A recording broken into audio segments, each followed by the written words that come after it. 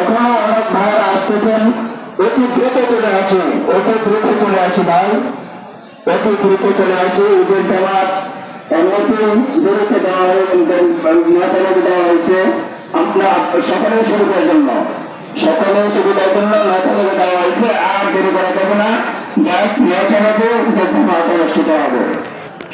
মেহরবানি করে অতি দ্রুত চলে আসি ভাই, মাত্র 2 মিনিট সময় বাকি আছে।